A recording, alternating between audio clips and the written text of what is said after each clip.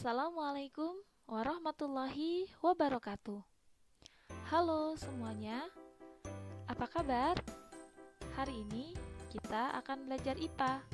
Materi pelajaran kita hari ini adalah tentang sistem pencernaan. Materi ini dipelajari di kelas 8 semester 1 untuk jenjang pendidikan SMP. Sebelum kalian mempelajari materi sistem pencernaan, kalian harus tahu dulu kompetensi dasar dan indikator pencapaian kompetensinya adalah sebagai berikut. Diharapkan setelah kalian mempelajari materi ini, kalian dapat menganalisis organ-organ penyusun sistem pencernaan manusia dan fungsinya dengan benar. Kalian juga diharapkan mampu menganalisis saluran dan kelenjar pencernaan yang menyusun sistem pencernaan pada manusia dengan benar. Kemudian, melalui studi literasi, diskusi, dan praktikum, diharapkan kalian mampu membuat model saluran pencernaan dengan tepat. Sebelumnya, ayo kita cari solusi. Manusia memerlukan energi untuk beraktivitas. Energi tersebut dapat diperoleh dari makanan yang dikonsumsi. Makanan mengandung nutrisi yang diperlukan oleh tubuh. Fungsi nutrisi diantaranya untuk pembentukan dan pertumbuhan sel, mengganti sel yang rusak, sumber energi, dan membantu proses metabolisme lainnya. Agar makanan dapat diserap dan dimanfaatkan oleh tubuh, makanan perlu dicerna oleh sistem pencernaan kita. Banyak organ pencernaan yang ikut terlibat dalam proses pencernaan. Apa saja organ yang berperan dalam sistem pencernaan? Organ apa saja yang termasuk dalam saluran pencernaan? Dan organ mana saja yang termasuk kelenjar pencernaan? Apa fungsi dari organ-organ tersebut? Bagaimana organ tersebut tersusun menjadi sistem pencernaan? Dan bagaimana model saluran pencernaan manusia? Ayo kita cari solusi. Sebelumnya, kalian harus tahu dulu tentang sistem pencernaan kita. Sistem pencernaan kita terdiri dari saluran dan kelenjar pencernaan. Saluran pencernaan merupakan alat yang dilalui bahan makanan meliputi mulut, kerongkongan, lambung, usus halus, dan usus besar. Sedangkan kelenjar pencernaan adalah bagian yang mengeluarkan enzim untuk membantu mencerna makanan. Kelenjar pencernaan terdapat di dinding lambung, dinding usus, pankreas, dan hati. Kemudian, ini adalah gambar dari sistem pencernaan manusia yang terdiri dari saluran dan kelenjar pencernaan. Adapun untuk saluran pencernaan terdiri dari mulut, kerongkongan atau esofagus, lambung, usus kecil atau usus halus, usus besar, anus atau rektum.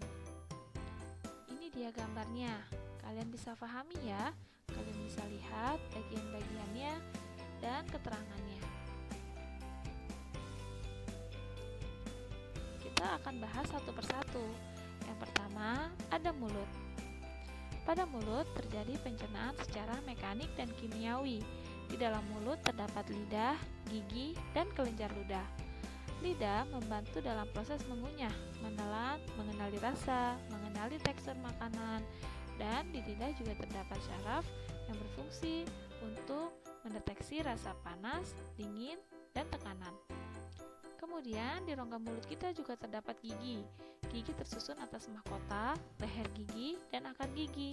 Bagian yang bisa kalian lihat adalah mahkota, sedangkan leher gigi dan akar gigi tertutup oleh gusi. Lalu ada kelenjar ludah. Kelenjar ludah ini menghasilkan air liur atau namanya saliva. Nah, saliva ini berfungsi untuk melarutkan makanan, memudahkan menelan, melindungi selaput mulut terhadap panas, dingin, asam, dan basah.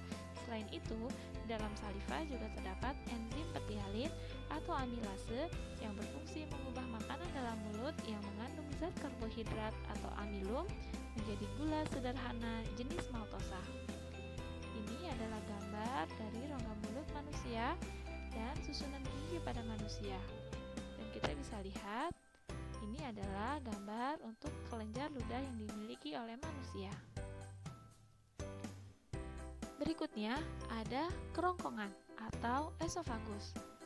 Nah, kerongkongan ini berfungsi sebagai jalan makanan yang telah dikunyah dari mulut menuju lambung.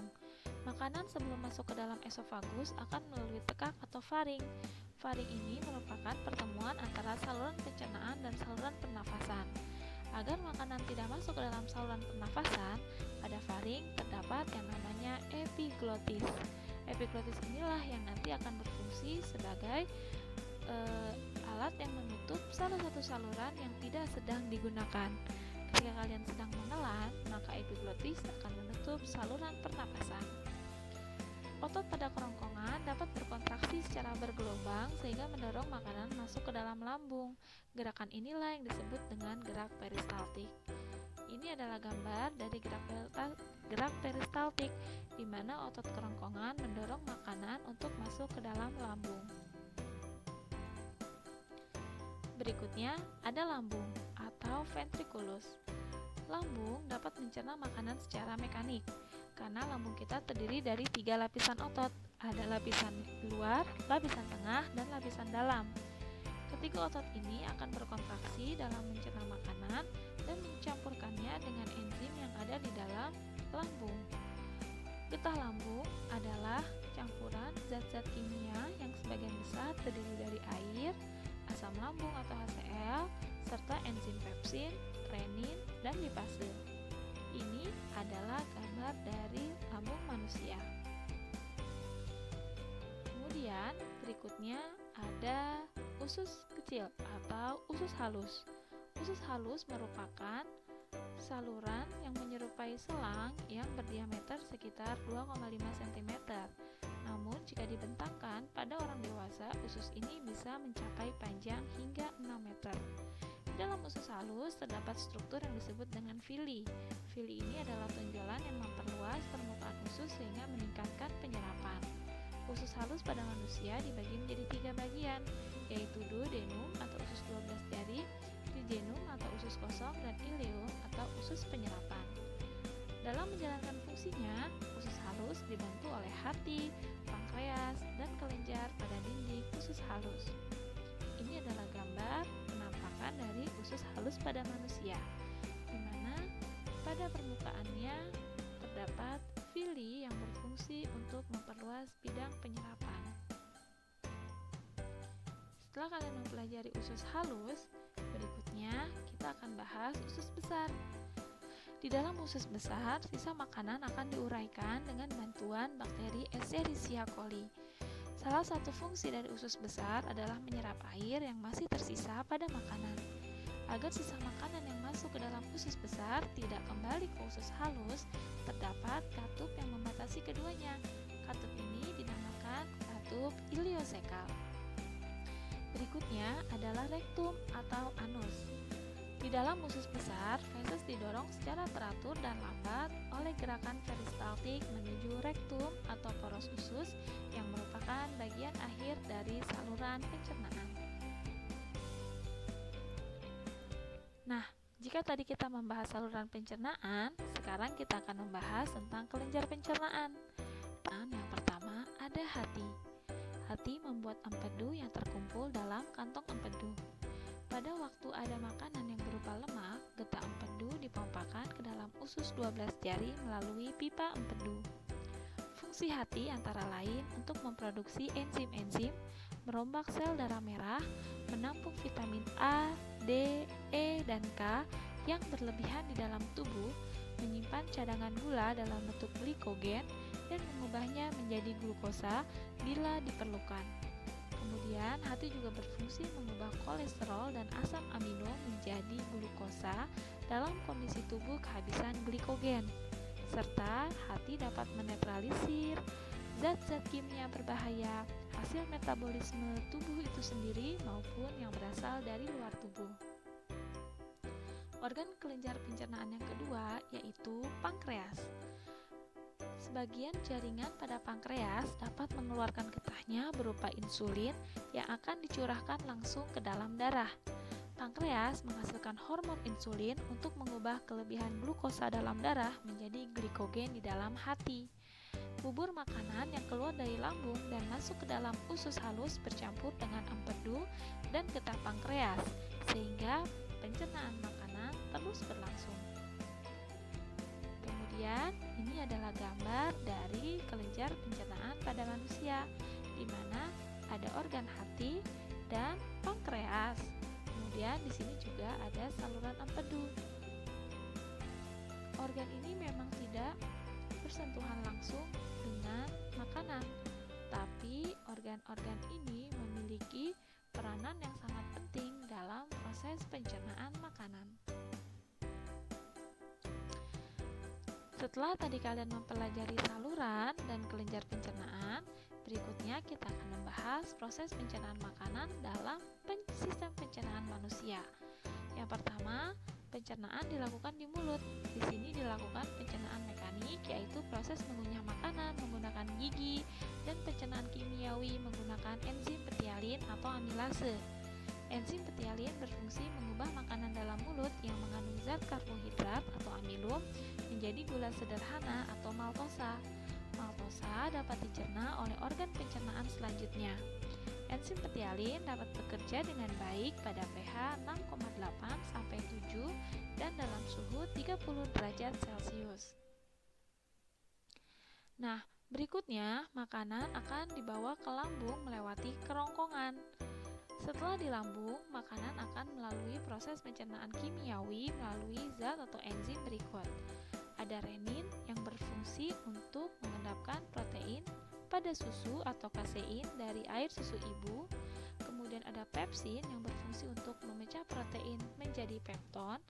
Ada HCl atau asam klorida yang berfungsi untuk mengaktifkan pepsinogen menjadi pepsin dan sebagai disinfektan yang bisa membunuh bakteri atau kuman yang ikut masuk bersama makanan. Kemudian ada juga enzim lipase yang berfungsi untuk memecah lemak menjadi asam lemak dan gliserol. Namun, lipase ini dihasilkan hanya sedikit. Kemudian proses berikutnya, makanan yang sudah diproses di lambung perlu waktu sekitar 3-4 jam. Makanan akan dibawa menuju usus 12 jari. Pada usus 12 jari terdapat enzim-enzim yang berasal dari pankreas, di mana enzim tersebut adalah amilase, enzim yang mengubah zat tepung atau amilum menjadi gula lebih sederhana yaitu jenis maltosa. Kemudian ada juga enzim lipase, di mana enzim ini mengubah lemak menjadi asam lemak dan gliserol. Selain itu, ada juga enzim trypsinogen. Jika belum aktif, maka akan diaktifkan oleh tripsin, yaitu enzim yang mengubah protein dan pepton menjadi dipeptida dan asam amino yang siap diserap oleh usus halus. Kemudian, proses berikutnya, empedu dihasilkan oleh hati dan ditampung di dalam kantung empedu. Empedu dialirkan melalui saluran empedu ke usus 12 jari. Empedu ini mengandung garam-garam empedu dan warna empedu atau bilirubin. Garam empedu berfungsi untuk mengemulsi lemak, sedangkan zat warna empedu berwarna kecoklatan yang dihasilkan dengan cara merombak sel-sel darah merah yang telah tua di hati. Empedu merupakan hasil sekresi di dalam hati. Zat warna empedu memberikan ciri khas coklat pada feses manusia. Di dalam usus terjadi proses pencernaan kimiawi dengan melibatkan enzim pencernaan. Karbohidrat dicerna menjadi glukosa, lemak dicerna menjadi asam lemak dan gliserol, protein dicerna menjadi asam amino. Yang selanjutnya adalah proses penyerapan atau absorpsi yang berlangsung di usus kosong dan sebagian besar di usus penyerapan. Karbohidrat diserap dalam bentuk glukosa, lemak diserap dalam bentuk asam lemak dan gliserol, sedangkan protein diserap dalam bentuk asam amino. Vitamin dan mineral tidak mengalami pencernaan karena vitamin dan mineral dapat langsung diserap oleh usus halus. Nah, berikutnya, makanan yang tidak dicerna di usus halus seperti selulosa akan bersama dengan lendir menuju ke usus besar menjadi feses. Di dalam usus besar terdapat bakteri Escherichia coli yang membantu dalam proses pembusukan sisa makanan menjadi feses. Selain membusukkan sisa makanan, E. coli juga menghasilkan vitamin K yang berperan penting dalam proses pembekuan darah. Sisa makanan dalam usus besar yang masuk itu masih banyak mengandung air, sedangkan tubuh kita juga memerlukan air, sehingga di usus besar inilah terjadi penyerapan kembali air yang merupakan fungsi penting dari usus besar. Selanjutnya, sisa-sisa makanan akan dibuang melalui anus berupa feses. Proses ini dinamakan defekasi yang dilakukan secara sadar.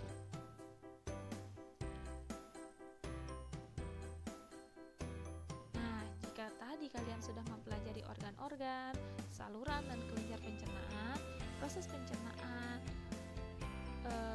pada sistem pencernaan manusia, berikutnya kita bisa menyaksikan video sistem pencernaan manusia dan bagaimana perjalanan makanan di dalam tubuh manusia.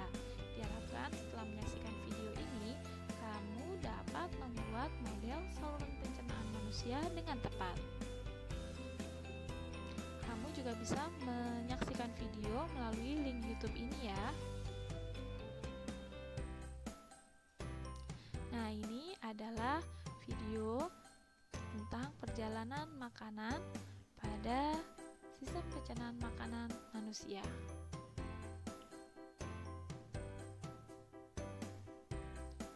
Baik, kalian bisa amati video ini secara mandiri dan bisa kalian pelajari ya. Demikian materi tentang sistem pencernaan. Terima kasih atas perhatiannya. Assalamualaikum warahmatullahi wabarakatuh.